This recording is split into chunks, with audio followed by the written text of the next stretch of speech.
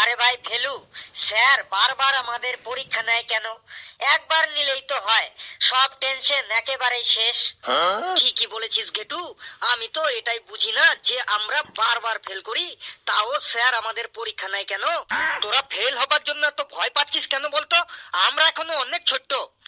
কিন্তু তুই এটা বল, এত পরীক্ষা দিই, পাশ কবে করব আমরা?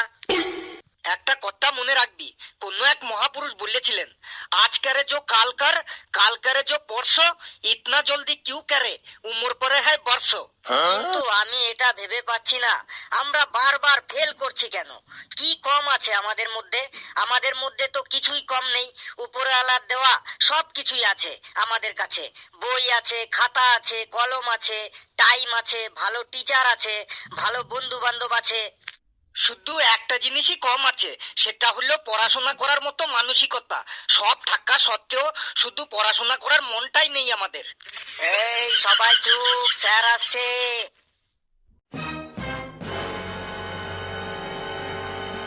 Good morning sir, good morning sir.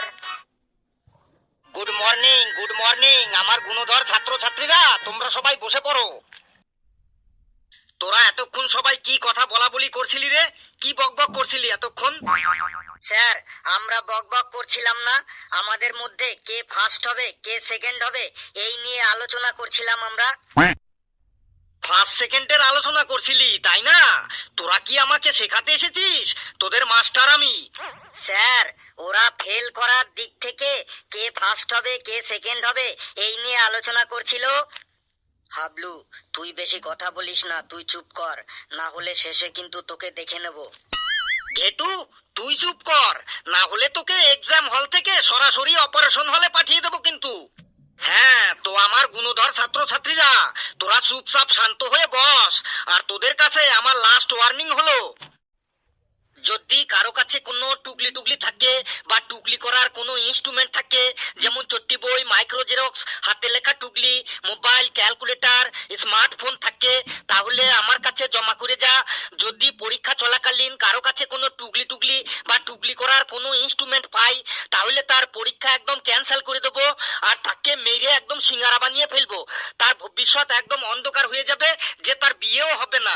এই কথাগুলোই বলবেন তো স্যার আপনি? আমি জানি, কারণ আমার জীবনটাই শেষ হয়ে গেল এই পরীক্ষা দিতে দিতে। এই ওয়ার্নিং করা ডায়লগ গুলো শুনতে শুনতে আমাদের সবার একদম মুখস্থ হয়ে গেছে। হ্যালো, তুই কিন্তু বেশি বাড়াবাড়ি করিস না। পড়া মুখস্থ হয় না, আর আমার ডায়লগ গুলো তোর মুখস্থ হয়ে যায় তাই না? আর তোর মুখ থেকে যদি আর কোনো আওয়াজ আমি পাই, তাহলে কিন্তু পরীক্ষা হল থেকে তোকে বার করে দেবো। চুপচাপ বসে থাকবি, তোকে আমি অ্যাডভান্স ওয়ার্নিং দিয়ে রাখলাম। যদি কারো কাছে কোনো টুকলি পাই, তখন তোরা বুঝতে পারবি যে এটা কি শুধু ডায়লগ নাকি ওয়ার্নিং। স্যার, আপনি টেনশন নেবেন না, আমাদের উপর পুরো ভরসা রাখুন। আমরা কোনো টুকলি টুকলি করব না, করব না, করব না। আমাদের প্রশ্ন দিয়ে আপনি ঘুমিয়ে পড়তে পারেন। চুপ, আমি প্রশ্ন খাতা দিচ্ছি। সবাই প্রশ্ন খাতা পেলি? আরে বাপ রে বাপ, স্যার আপনি কিন্তু বিশাল স্পিডে আমাদের প্রশ্ন কমসে কম ঘন্টায় 500 কিলোমিটার স্পিডে টাকা দিলেন। যদি করিস, তাহলে কিন্তু ঠিক এত স্পিডেই থাপ্পড় খাবি। এ, সবাই আগে প্রশ্নটা 5 মিনিট ভালো করে দেখে নে, তারপর অ্যান্সার লিখবি। এলুরে, তুই তো বলেছিলি আজকে অঙ্ক পরীক্ষা, তাহলে এটা কিসের প্রশ্ন, কি ভাষা এটা বুঝতে পারছি না। আরে প্রশ্নটা তুই উল্টো করে ধরেছিস, ওটা অঙ্কেরই প্রশ্ন। প্রশ্নটা সোজা কর, তাহলে বুঝতে পারবি। বলেছিস বন্ধু, আমি প্রশ্নটা উল্টো করে ধরেছিলাম, তাই আমি বুঝতে পারছিলাম না এটা কোন ভাষা। বেশ, 5 মিনিট হয়ে গেছে। এবার খাতার উপরে সবার নিজের নাম লেখ, তারপর ক্লাস, তারপর রোল, তারপর সেকশন, তারপর তোদের যার যার ফেসবুক আইডির নাম, ইনস্টাগ্রাম আইডির নাম, ফেসবুকে কতগুলো ফ্রেন্ডস আছে তাদের নাম, ইনস্টাগ্রামে কতগুলো ফলোয়ার্স আছে তাদের নাম। তাই লিখলি? হ্যাঁ স্যার, লিখলাম। নে, এবার উত্তর লেখা শুরু কর। On your mark, ready, steady, go. Sir, আমাকে একটা খাতা দেবেন? কেন রে? এই তো এইমাত্র খাতা দিলাম। হ্যাঁ স্যার, ওই খাতাটায় ভুল হয়েছে, রোল নম্বরের জায়গায় ভুল করে আমি আমার ফোন নম্বর লিখে ফেলেছি। সব সময় ফোন নিয়ে থাকবি তো কি করবি? আর খাতা দেওয়া যাবে না, তোর ফোন নম্বর কেটে রোল নম্বর লেখ।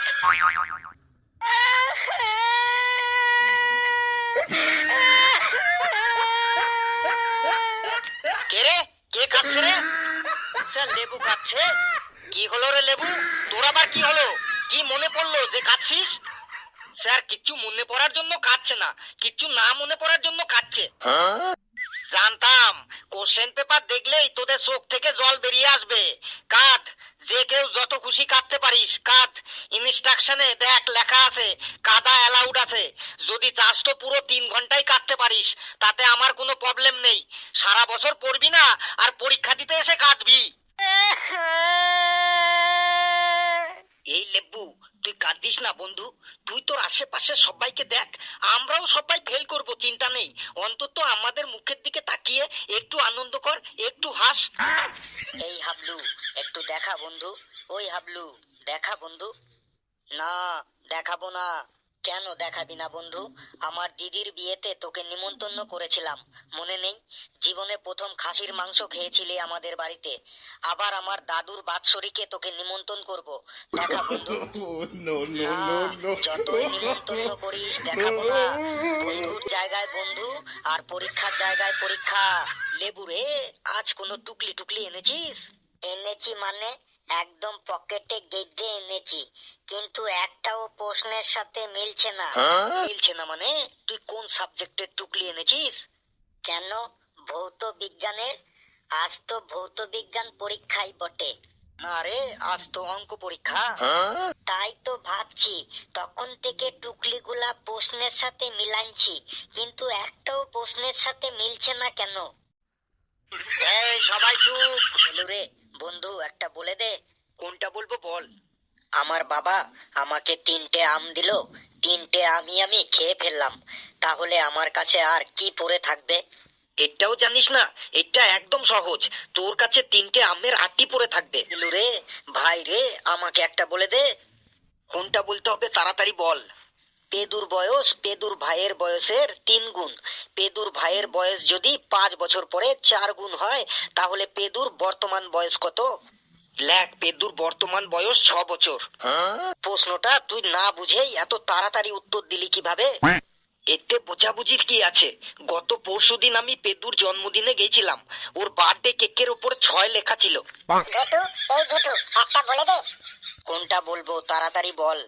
অখিল বাবু তার 15 দিনের ইনকাম দিয়ে 30 দিন সংসার চালান। সে যদি 30 দিনে 10,000 টাকা ইনকাম করে, তার মাসের শেষে কত টাকা বেঁচে থাকবে? 1 টাকাও বেঁচে থাকবে না। কেন বেঁচে থাকবে না? কারণ জিনিসপত্রের যা দাম, টাকা বাঁচানো তো দূরের কথা, মাসের শেষে অখিল বাবুকে আরো টাকা ধার করতে হবে। এই ঘেটু, তুই পেছিকে বলে দিচ্ছিস কেন রে? স্যার, আমি শুধু একাই ফেল করব কেন? কালু রে, a+b² সূত্রটা বল একবার ভাই। লেখ, a²+b²+c²+d²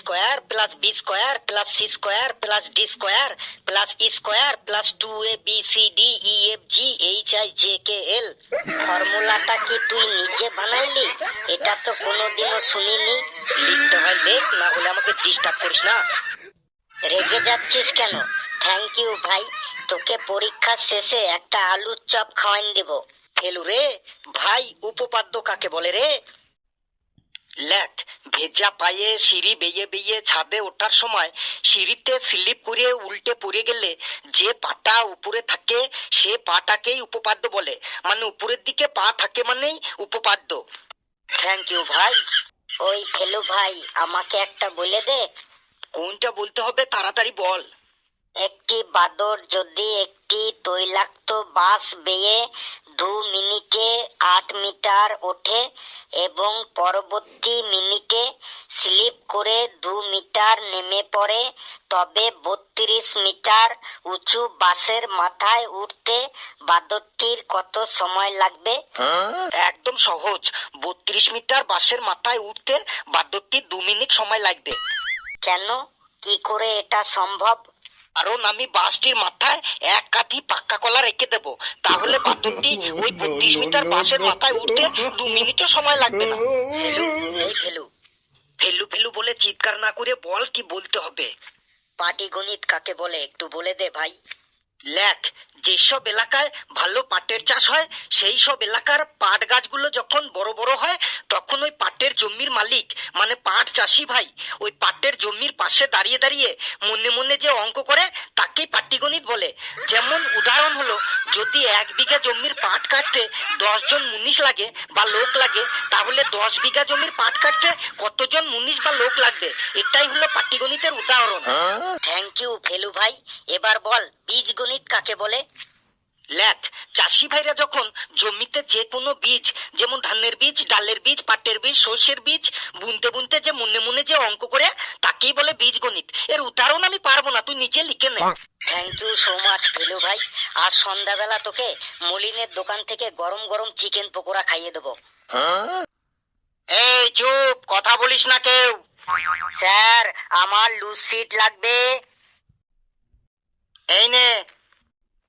এই, আর কারো লুসিট লাগবে?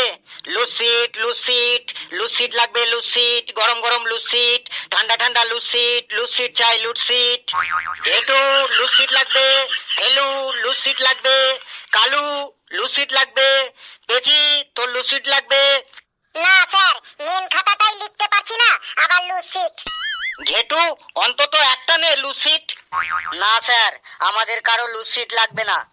নে না একটা লুসিট, অনেক লুসিট আছে। ফেলু তুই অন্তত একটা নে লুসিট। না স্যার, আমারও লুসিট লাগবে না। লুসিট এসে গেছে, লুসিট, লুসিট চাই লুসিট।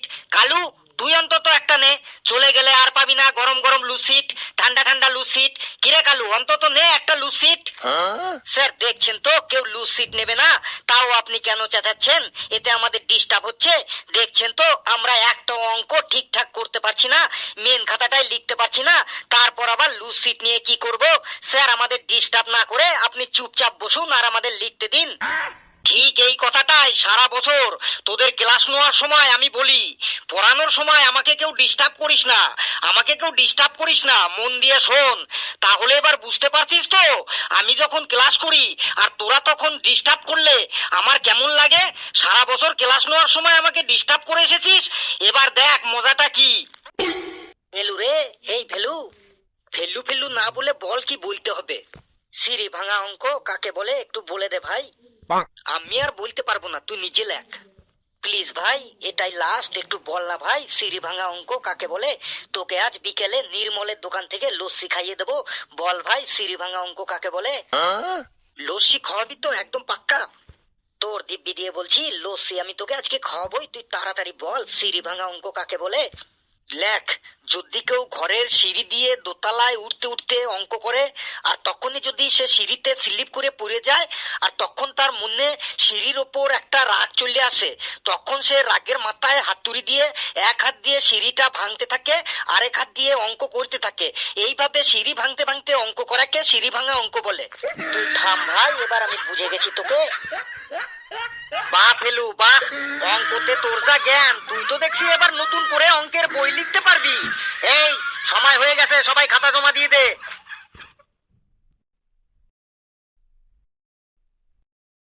বন্ধুরা ভিডিওটি কেমন লাগলো আপনারা কমেন্টসে জানাবেন, আর ভিডিওটি লাইক করবেন, যত পারেন শেয়ার করবেন, আর চ্যানেলটিকে সাবস্ক্রাইব করে আমাদের সাথেই থাকবেন। হাসতে থাকুন, সুস্থ থাকুন, যত বেশি হাসবেন তত বেশি সুস্থ থাকবেন।